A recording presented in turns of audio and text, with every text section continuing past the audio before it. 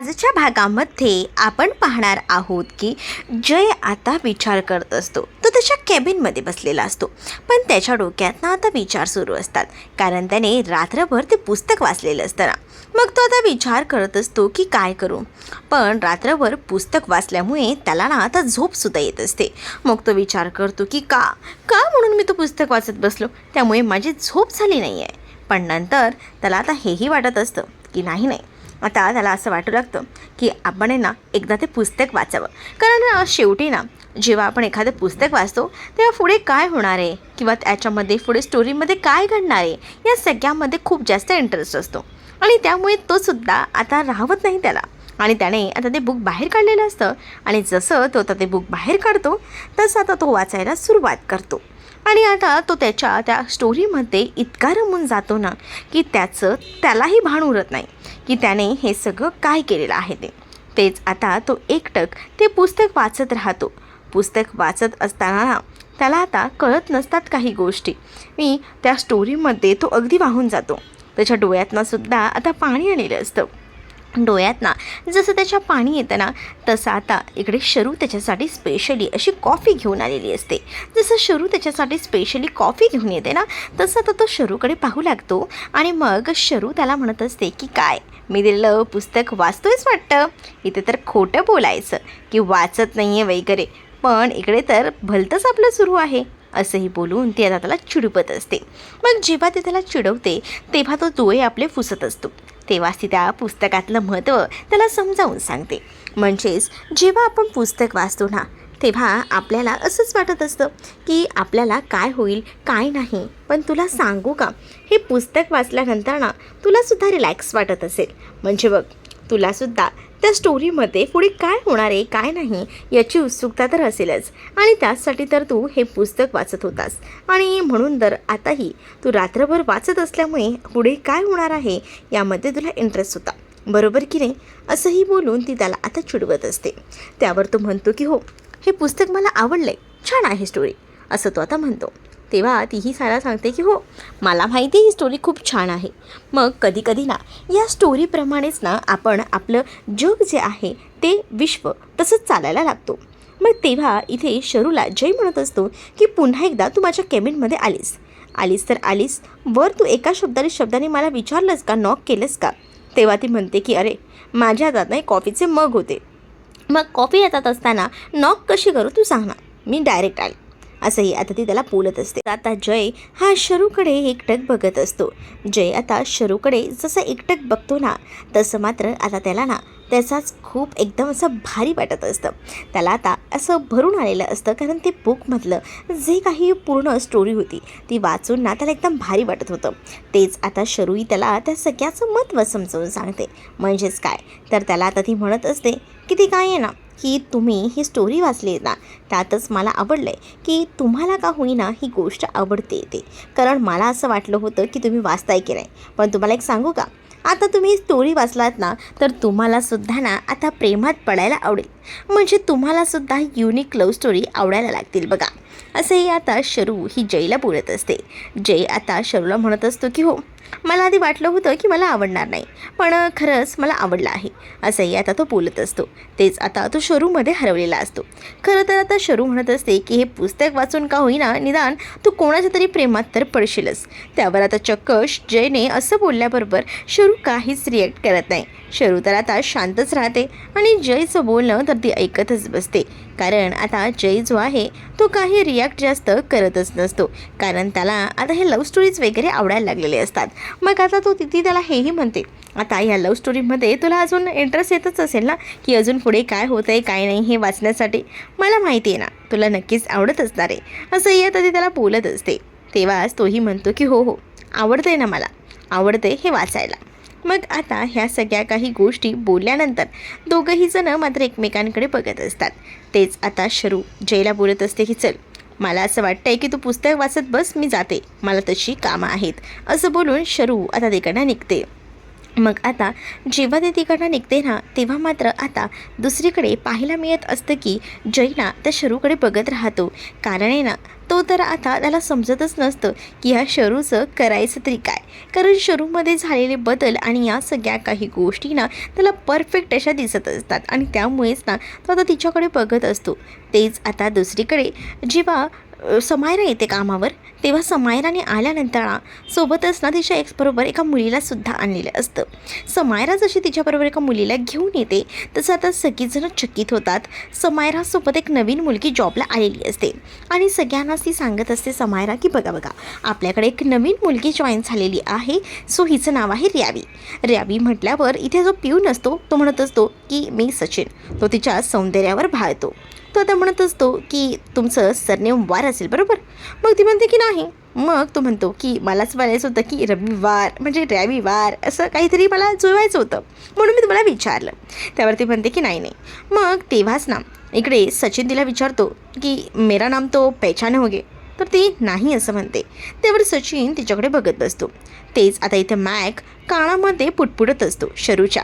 तो म्हणत असतो की हे काय, म्हणजे मला तर आता कळत नाही आहे की नेमकं काय चाललं आहे. म्हणजे विचारही केला नव्हता एवढी स्मार्ट मुलगी आपल्या कामावर येईल. ही मला तशीच ॲटिट्यूडवाली वाटते बघ. म्हणजे कसं, त्या समायरासारखीच हिची काही कमी होती जी आता हिने हिला आणलं आहे, असंही आता बोललं जात असतं. तेच आता सगळ्यांना ना ओळख मात्र आता करून दिली जात असते. समायरा सांगते की खरं तरी ह्यांचा ना खूप मोठा बिझनेस आहे, पण तरीसुद्धा ना ती आपल्याकडे जॉब करण्यासाठी आलेली आहे.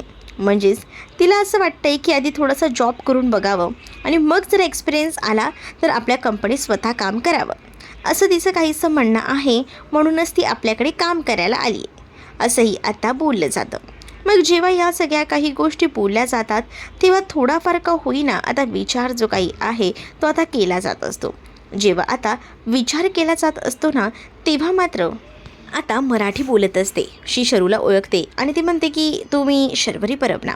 मग ती बोलते की हो, मी मागच्या वेळेला जेव्हा इंटरव्ह्यूला आले होते ना तेव्हा मी बघितलं होतं, तुम्ही खूप छान असं प्रेझेंटेशन दिलं होतं, तुमचं कौतुकही बऱ्याच वेळेला केलं होतं, मी हे बघितलं होतं, असंही आता बोललं जातं. हो हो. त्यानंतर आता तुम्ही मकरंद बरोबर, तुम्हाला मॅक बोलतात. मग तेव्हा ती म्हणते की हो हो, मला माहिती आहे तुम्हाला मॅक बोलतात ते.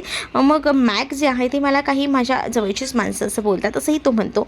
तेव्हाच मॅकला पण ती ओळखत असते. त्यामुळे मॅक आता अगदी हवेत जातो. मॅकला असं वाटतं की बाप रे, आपल्याला ओळखतायत माणसं, म्हणजे त्यामुळे तो थोडासा खुश असतो. तर दुसरीकडे मात्र आता पाहायला मिळत असतं की इकडे मॅकला एवढं ओळखत असल्यामुळे मॅकलासुद्धा भारी वाटत असतं. मॅक म्हणत असतो की थँक गॉड तुम्ही मला ओळखताय. पण आता तो स्वतःची ओळखसुद्धा करून देतो आणि मकरंद न बोलता तुम्ही फक्त मला मॅकच बोला, असंही तो म्हणतो. मग तेव्हाही त्याला मॅक वगैरे बोलत असते. समायराला आता इथे ओळख करून द्यायची असते आकाशलासुद्धा. आकाशही आलेला असतो आणि आकाशला ती म्हणत असते की ही बघ, ही नवीन आपल्याकडे जॉईन झाली आहे रॅवी म्हणून. मग आता आकाश म्हणत असतो की चला प्रेझेंटेशन आहे, उशीर करून चालणार नाही, चला पटकन प्रेझेंटेशनला. मग आता तीही त्या मुलीला म्हणते की तूही चल ना आमच्यासोबत प्रेझेंटेशनला, कशालाही तिथे थांबत बसतेस, असंही तिने म्हटलेलं असतं. आणि मग ती तिच्यासोबत प्रेझेंटेशनला तिला घेऊन जाते. मग तिथे आता तिचे बॅग आणि बॉटल ठेवायचे असतात. तर सचिन म्हणत असतो, जो पिऊन असतो तो बोलतो की मी करतो मॅनेज. आणि मग आता सगळीजणं जातात. त्यावेळेला इथे मॅक जो आहे तो बाहेरच थांबलेला असतो. मॅक जेव्हा थांबतो तेव्हा तो आता इकडे असणाऱ्या शरूला म्हणत असतो, शरू बघितलंस का, म्हणजे तायडे कसली भारी आहे ही मुलगी, म्हणजे मी विचारही केला नव्हता एवढी खतरनाक असेल ही मुलगी. ती मला ओळखते आणि ती चक्क असं बोलत होती ना जय सरांसारखंच, म्हणून मला आवडलं आहे. तुला सांगू का, जय सरांचं आणि हिचं ना चांगलंच पटेल बघ, असंही आता बोललं जात असतं. तेव्हा हो का, जय सरांचा आणि हिचं पटेल का, बघूया कधी पटतं येते. पण आता ना तू जरा हवेत गेलायस ना, तू जरा खाली ये, उगाच ना हवेत जाऊ नकोस, समजलंस का, गाडी जरा मागे घेऊन ये, असंही ती मुद्दामून त्याला बोलत असते. कारण त्याचं ना आता जरा जास्तच वाढत चाललेलं असतं त्या मुलीच्या मागे मागे करणं, आणि म्हणूनच मग ती आता त्याला थोडंसं शांत करत असते. तेच आता दुसरीकडे पाहायला मिळत असतं की इकडे आता शरूसुद्धा त्याला सांगत असते की चल आपल्याला उशीर होतो आहे, कारण आपल्याला ना पटकन जायचं आहे. इकडे आता एक मोठी चूक, म्हणजे एकदम मोठी चूक केली, तुम्हीसुद्धा हे ऑब्झर्व केले का मला सांगा हां. इकडे आता ऑलरेडी जेव्हा जय कॅबिनमध्ये त्याच्या बसला होता, तो पुस्तक घेऊन गेला होता कामावर, आणि इथे रूममध्ये सुद्धा एक पुस्तक दाखवले जे की सेम लव्ह स्टोरीचं आहे, पण तिने एकच बुक दिलं होतं. पण ह्या सगळ्यामध्ये एवढी मोठी चूक केली आहे ना, इकडे बिंदू ना रूम साफ करत असते आणि तेव्हाच ना ती ते पुस्तक बघत असते. तिने पुस्तक बघितल्यानंतर ती म्हणत असते, त्या पिऊनला म्हणत असते की तुला तर काही वाचता येत नसेल पण मला येतं वाचता वगैरे, असंही ती आता बोलत असते. मग तेव्हा तो म्हणत असतो की काय येतं तुम्हाला वाचता, म्हणजे हे वाचता येते तुम्हाला. मग तेव्हा ती आता त्याच्यावरचं जे काही लिहिलं आहे ते त्याला वाचून दाखवत असते. मग तिला काही धड वाचता येत नसतं. जेव्हा तिला धड वाचता येत नसतं तेव्हा मग आता तिला सांगितलं जातं हे असं नाही आहे, असं आहे. मग तेव्हा आता ती विचारते की तुला कसं माहिती रे, तू कसं एवढं हुशार, असंही आता म्हटलं जातं. तेव्हा तो म्हणतो की मी पार्ट टाईम जॉब करतो, मला खरं तर ना हे असं घरकाम वगैरे करायचं नाही आहे, मलाही जॉबला जायचं आहे. सो म्हणूनच मीही सरांना सांगितलं आहे की मला जॉबला घ्या करून. पण ते मला बोललेत की आता शिक्षण पूर्ण कर, मग ते घेणार आहेत मला जॉबला, असंही आता म्हटलं जातं. मग एवढ्या सगळ्या गोष्टी सांगितल्यानंतर ना दुसरीकडे मात्र आता ते पुस्तक जे आहे ते वाचल्यानंतर त्या पुस्तकावर जे नाव लिहिलेलं असतं आणि ते नाव लिहिलेलं वाचून ना आता खूप मोठा धक्का जो काही आहे तो आता इकडे बिंदूला बसलेला असतो. कारण बिंदूला आता समजतं की ते दुसरं तिसरं कोणी नाही पाठवलेलं, तर ते आता शरूने दिलेलं पुस्तक आहे. म्हणून ती लगेच ते पुस्तक घेऊन जायला निघते. आकाश आता इथे मीटिंग घेत असतो आणि तेव्हा शरूचं लक्ष असतं. शरू बघत असते की मॅक्सचं काय चाललेलं आहे. मॅक्स जो आहे ना तो मस्तपैकी टाईमपास करत असतो त्याच्या बाजूला बसलेल्या मुलीसोबत. त्याचा आता फुल्ली गोळ्या खेळणं सुरू असतं आणि त्याचा हा जो काही डाव सुरू असतो तेव्हा मात्र ती त्याला ओरडत असते. त्याला म्हणत असते की हे सगळं काय आहे, डोळ्यांनी त्याला इशारा करत असते. कारण आकाश खूप जास्त चांगल्या पद्धतीने ह्या मीटिंगमध्ये समजावत असतो. जेव्हा एवढं चांगलं तो समजावत असतो तेव्हा लक्ष कोणाचंच नसतं. म्हणजे बाकी इथे जय, शरू, आकाश हे बरोबर प्रेझेंटेशनमध्ये लक्ष देऊन असतात. पण त्याच वेळेला ना इकडे या मॅक्सचं आणि त्याचबरोबर त्या मुलीचं लक्ष नसतं. मग शरू त्याच्यावर ओरडत असते कारण जय जो आहे तो एकदम छान असं कामासंदर्भात सांगत असतो.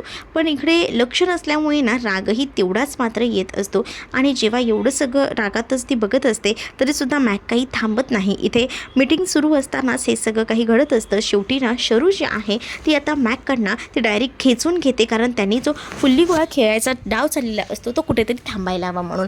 पण नेमकं ना आता ते जयने बघितलेलं असतं आणि जय जेव्हा हे सगळं काही बघतो तेव्हा जयला खूप जास्त राग येतो आणि तो डायरीमध्ये बघतो. त्याला असं वाटतं की शरूच ती फुल्ली गोळा खेळत होती. त्यांनी हे नाही बघितलेलं होतं की शरू त्या दोघांना अडवते. ते तिच्या हातात ती डायरी दिसल्यामुळे जयला असं वाटतं की तीच खेळते. म्हणून तो तिच्यावर ओरडतो आणि म्हणतो की काय आहे, म्हणजे जरासुद्धा गांभीर्य नाही आहे का की आपण काय करतोय काय नाही, आपण जरा कामाकडे लक्ष द्यायला हवं, याकडे जराही हे नाही आहे का तुमचं. म्हणजे मला असं वाटलं होतं की थोडं तरी गांभीर्य असेल तुमच्यात, पण तुमच्या या वागण्यावरनं मला दिसते की तुम्हाला जराही सेन्स नाही आहे, मीटिंगमध्ये जराही लक्ष नाही आहे. तेच बिंदू आता गेलेली असते आणि बिंदू तेजस्विनीला ड्रॉप टाकलेला असताना उठवत असते. बिंदू आता जेवढं जोरजोरात ओरडते तेव्हा मात्र आता इथे तेजस्विनी म्हणत असते की अगं मी कानाला ड्रॉप नाही घातलेला, मी डोळ्यात ड्रॉप घातला आहे, त्यामुळे तू ना आवाज करू नकोस.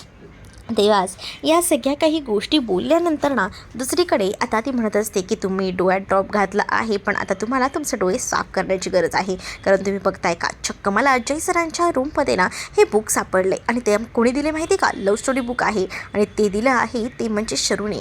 बघा ना विथ लव म्हणून लिहिले, म्हणजे आता परपांच्या दोन्ही मुली याच घरात सुना म्हणून येणार, तर म्हणजे तुमच्या डोक्यावर मिऱ्या वाटणार. काय वाटतंय तुम्हाला, बघा ना बघा, असं बोलून आता तिथे बुक दाखवू लागते.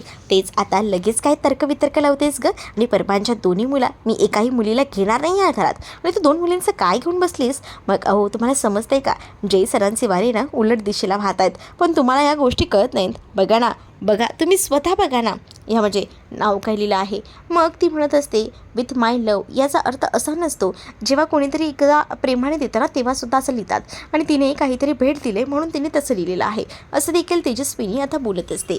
तेजस्विनी आता हे सगळं काही बोलते ना तेव्हा मात्र आता बिंदू तिला म्हणत असते पण मॅम बघा ना ते बुक दिले लव्ह स्टोरीचं. इकडे शरूवर जय भडकलेला असतो आणि तो तिला म्हणत असतो की आताच्या आता हे सगळं बंद करायचं आणि निघायचं, कारण आहे ना मी हे सहन करणार नाही.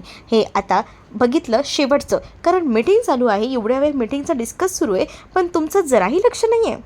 मला असं वाटलं होतं की तुम्ही सगळं काही सोडून मीटिंगमध्ये लक्ष देत असाल, पण नाही, तुम्ही तर हे सगळं सोडून फक्त ते फुल्ली गोळ्या खेत बसलाय. मॅक आता सांगायचा प्रयत्न करत असतो की तुमचा काहीतरी गैरसमज होतोय. मॅक बोलायला जाणार तेच आता जय म्हणत असतो की तू ना तिची बाजू घ्यायचं बंद कर, प्रत्येक वेळा तिची बाजू घेऊ नकोस. आता शरूलासुद्धा त्याने काही बोलायला दिलेलं नसतं. त्याचबरोबर मॅकही काही बोलू शकत नसतो. त्यामुळे आता शरूला तोच डायरेक्ट सांगतो की आत्ताच्या आता बाहेर निघून जा, इथे तुम्हाला जराही नकोस. मग बिचाऱ्या शरूला आता नाईलाज असतं का होईना बाहेर जावं लागतं. शरू जशी आता बाहेर निघून जाते तसं मात्र आता जय तिथे मीटिंगमध्ये पुन्हा एकदा सुरुवात करतो. त्याला थोडं वाईट वाटतं की शरूला असं मीटिंगमधनं बाहेर काढलं आहे, पण त्याला हे आवडत नसतं की आपण मीटिंग चांगली करतोय आणि त्यामध्ये आता हे सगळं काही. मग तेव्हाच ना दुसरीकडे पाहायला मिळत असतं की तेजस्विनी हिने आता ते बुक घेतलेलं असतं आणि ती विचार करते की नाही, आता हीच संधी आहे की या शरूला ना लांब करायचं. म्हणजेच शरू जे आहे ती आता अति करते. हे पुस्तके ना आता मला काही झालं तरी पूर्णपणे बरबाद करावं लागेल, पूर्णपणे नष्ट करावं लागेल. आणि यासाठी तिने आता एक कॅन्डल असते, त्यावर जे काही शरूने फर्स्ट पेजवर चांगल्या छान अक्षरात दिलेलं असतं ना, ते पूर्णपणे तिला आता जाळून टाकायचं असतं. तिने निर्णय घेतलेला असतो की हे असं ठेवून उपयोग नाही आणि म्हणूनच मग आता तिने ते सगळं काही जाळून टाकलेलं असतं. जसं आता ती जाळून टाकते ना तसं मात्र तिला हसू येतं, कारण तिला आता जयच्या आयुष्यातनं शरूला लांब करायचं असतं. आणि त्यामुळेच ती म्हणत असते की मिस शर्वरी बेटा, तू हे जे काही केलंयस ना ते खूप चुकीचं केलंयस, याच्यानंतर हिंमत होईल का तुझे हे सगळं करायची. असंही आता इथे तेजस्विनी हसतच बोलत असते. आणि तिने त्या पूर्ण जे बुक असतं त्याला लिहिलेलं असतं, जे काही तिच्या अक्षरामध्ये त्या पूर्ण ह्याला तिने काडी लावलेली असते, अक्षरशः जाळून टाकलं असतं. आणि त्यामुळेच ना तिला आनंद होत असतो, कारण तिला असं वाटतं की चला आता हे पेज फाडलं म्हणजे का होईना आपण जयला शरूपासून लांब केलं, असंच तिला वाटत असतं. तर तुम्हाला हा भाग कसा वाटलाय कमेंटमध्ये नक्की सांगा. आणि अशाच नवनवीन अपडेट्ससाठी आपल्या चॅनलला सबस्क्राईब करायला विसरू नका. चला तर मग भेटूया पुढच्या भागात. तोपर्यंत टाटा बाय. व्हिडिओ आवडला असेल तर लाईक करायला विसरू नका.